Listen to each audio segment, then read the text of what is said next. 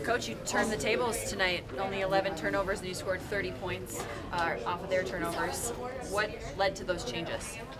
I think guys finally took it to heart that we couldn't turn the ball over at such a high level, and it wasn't something we wanted to take into the season opener. So after 3 games of us getting on them, these guys did a great job. Most notably, Jamal goes out, gets 6 assists, no turnovers, and Will Barton gets 4 assists, only 1 turnover. So much better job in that area. Great to see. After that first quarter, you challenged your guys defensively. What did you see from them when you did that? Not much. Yeah, I didn't think it was a good defensive night at all. With 3 starters out, they scored 32 points on 50% in the first quarter, and it didn't get that much better throughout, to be very honest. Mario Hezonja off the bench kicked their ass. So this was, I think, our worst defensive performance of the preseason. What can you carry over from this game now to the regular season, and what do you want to leave behind? Obviously, carry over the ability to share and value the ball. That was a bright spot tonight. And then obviously, I'd like to leave behind the defense tonight. We weren't locked in. Challenge our guys before the game. They have 3 starters out. Well, if you want to be a championship caliber team, you don't play to the level of anybody. We knew there wouldn't be a great crowd tonight with the Broncos playing. So how can we find a way to motivate ourselves? And I thought the starting group did not get off to a very good start.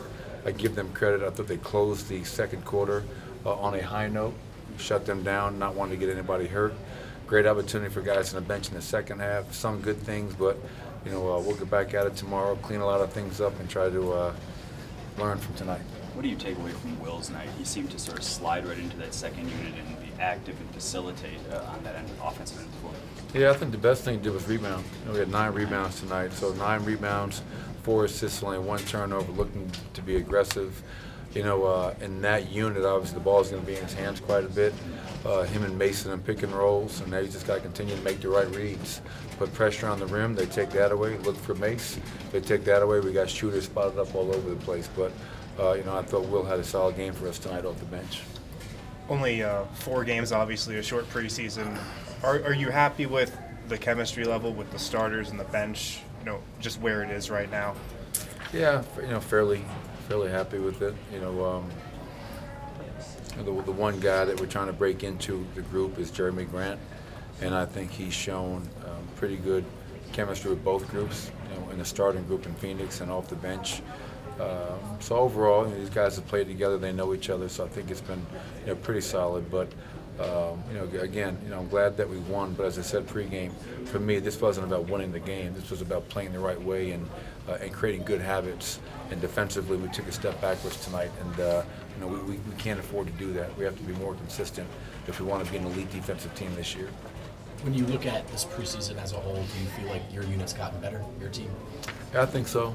Yeah, I think overall, since opening day down in Colorado Springs, all the way through tonight's game, again, the 4-0 record means nothing. I'm talking about in terms of buying in and transferring everything we've worked on. Obviously, the turnovers had been an issue. We cleaned that up tonight. But overall, I think it's been a great training camp, and we have 5 days to get ready for opening night. And it's for real now. And I think guys will be really excited about that. What did you like from PJ overall in this training camp? I love PJ. PJ Dozier, he's an NBA player. Strong, physical. I think he's an excellent pick and roll player. He's shifty, he can get his own shot, he can get to the basket, he finds guys, and he's never rattled. He plays with great composure out there, under control. So I think PJ has it, and I think he's definitely a guy that can help an NBA team, and so I'm proud of him. I think he had a terrific 4 preseason games and overall training camp for us. I think you might have said it back at training camp, but his team fit is the most important thing when looking at that starting small forward spot, how that guy fits with those other 4 players. Yeah, it's going to be, it's all complementary. Who's going to fit best with that starting group on both ends of the floor.